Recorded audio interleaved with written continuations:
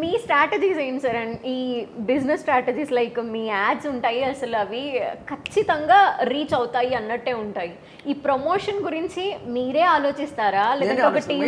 నేనే ఆలోచిస్తాను. ప్రతి ఒక్క మనిషికి తెలిసిన విషయమే కదా, డబ్బులు ఎవరికి ఊరికని రాదు. అవును, అదే మాట చెప్తున్నాను. వినటానికి చాలా సింపుల్ గా అనిపిస్తుంది కానీ రీచ్ ఎక్కువ ఉండేసరికి ఈయన ఎంత బ్యాక్గ్రౌండ్ వర్క్ చేసి వచ్చారో అందుకే అంత ఫీలింగ్ వస్తుంది. నేను చాలా సింపుల్ గా మాట్లాడతాను. నేను మాక్సిమం నా యాడ్లన్నీ గ్రీన్ మ్యాట్ లోనే ఉంటాయి. అవును, సో సింపుల్ గా వస్తాను. షోరూమ్ నేను ఇంకా ఒకటి నేను ఎప్పుడైనా చూసినా కూడా నాకు ఎంతవరకే తీస్తారు, ఎందుకంటే నేను బ్లాక్ కలర్ ప్యాంట్ వేసుకొని 4 టీ-షర్ట్లు మార్చేస్తా. నెంబర్ 1. నెంబర్ 2, నేను షూ వేసుకోను, చెప్పులే వేసుకుంటా. ఈరోజు కూడా ఫుల్ ఫ్రేమ్ చూపించలేదు అనుకుంటాను, చూపిస్తే నా కాళ్ళలో చెప్పులే ఉంటాయి. అవును, అంటే ఎందుకు సార్ ఇంత సింప్లిసిటీ? ఫస్ట్ నుంచి అలవాటేమ్మా, ఇంతే అంతే. అది నేను చిన్న అలవాటు, ఇంకా మార్చి ఇంకేం చేయలేము.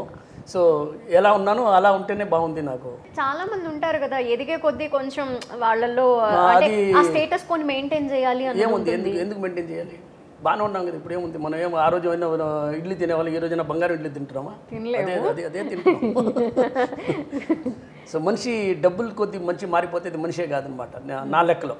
డబ్బులు కొద్ది మనిషి తగ్గాలి, మనిషిని గౌరవించాలి. డబ్బులు ఉన్నాయని చెప్పేసి ఇట్ట నడవకూడదు, ఇట్ట నడిస్తే కింద పడిపోతుంది. లైఫ్ లెసన్స్ మిమ్మల్ని ఇలా చేసాయా లేదంటే ఏంటి?